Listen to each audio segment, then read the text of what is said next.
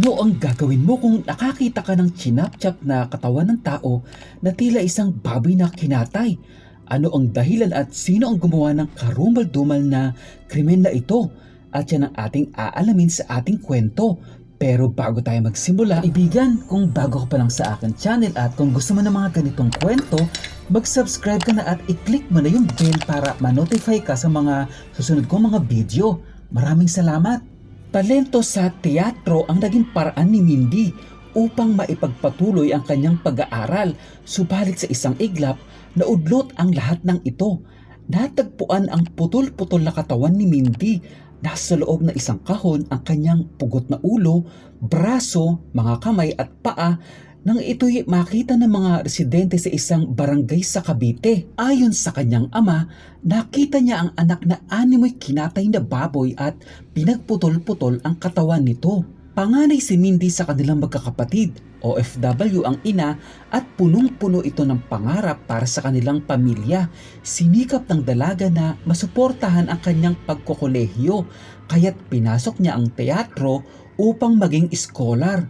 Nagpaalam daw si Mindy sa ama upang mag-enroll at naging panatag naman ang loob ng kanyang ama dahil sa eskwelahan lang nagtungo ang kanyang anak upang makapag-enroll.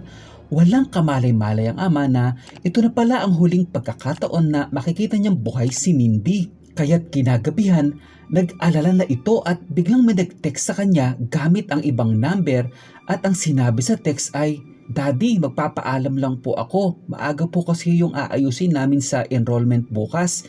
Sabay na po kami." Kaya nag-reply daw ang ama at nagtanong kung saang lugar. Ngunit hindi na daw ito sumagot sa kanya. At pagkatapos noon ay tila isang bangungot bilang isang magulang ang balitang nakarating sa ama ni Mindy. Natagpuan na parang baboy na kinatay at pinagputol-putol ang katawan ni Mindy na nasa loob ng isang sako at nakapaloob ito sa kahon ng isang electric fan. Ayon sa pulis na humahawak sa kaso ay tila may pinahihiwatig daw ang pamamaraan ng pagpatay sa tunay na pagkatao ng suspect. Napansin nila na maganda ang pagkakaputol ng mga bahagi ng katawan nito, kaya't napag-isipan nila na maaaring matadero o may kaalaman sa paghiwa ang may kagagawan nito. Kaya't pinuntahan nila ang mga slaughterhouse na malapit kung saan natagpuan ang katawan ni Mindy. Ngunit sa resulta na kanilang investigasyon ay wala sa mga ito ang may kagagawan ng krimen. Nagtungo at kinausap din nila ang mga kaklase at teacher ni Mindy sa paaralan at sinabi ng mga ito na ang huling kasama ng dalaga ay ang kapwa estudyante nito na si Alwin na kasamahan din ito sa teatro. Kaya't itinuring itong person of interest ng mga pulis sa nangyaring krimen at dagli nilang pinuntahan si Alwin. Ngunit bago pa man sila makarating sa inuupahang kwarto ng lalaki ay namataan nilang nag-aabang na ito ng masasakyan sa daan. Kaya't agad nilang kinausap ito at hinanapan ng ID. Ngunit wala itong dala kaya't umuwi sila pabalik sa inuupahan ng lalaki upang kunin ang ID. At sa pagbukas ng pinto ay tumambad sa kanila isang puting electric fan na pangunahing lead sa krimen.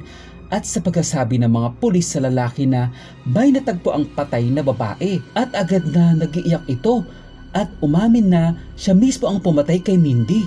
Natagpuan din nila ang kutsilyo na pinaghihinala ang ginamit sa krimen at nalaman nilang nagtapos din si Alwin sa kursong food technology. Kaya tila isang pagpapatibay ito sa teorya ng mga pulis na may kasanayan sa paghihiwa ang gumawa ng krimen sa dalaga.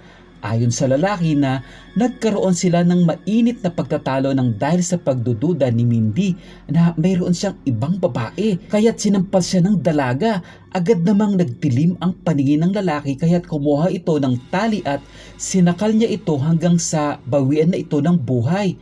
At nang makakita ng kutsilyo ay pinaghiwa-hiwa niya ito at pinagputol-putol ang katawan ng kasintahan.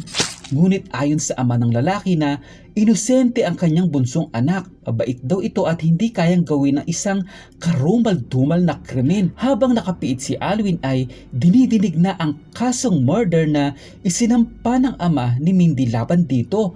Nawala man ang buhay at pangarap ng dalaga, ngunit naghihintay pa din ang kanyang pamilya na matupad ang hinahangad na hustisya.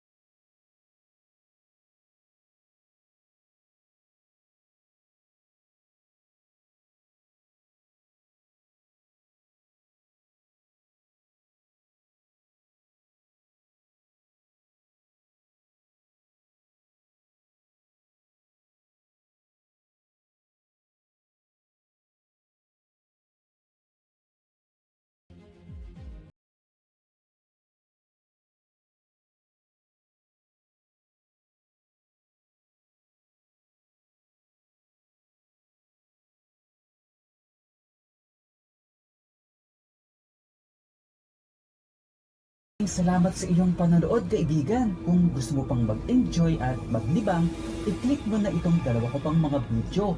Click mo na din ang bilog na ito para sure na nakasubscribe ka. Huwag mo na din kalimutang mag-like at i-click ang bell icon para lagi kang updated. Ingat!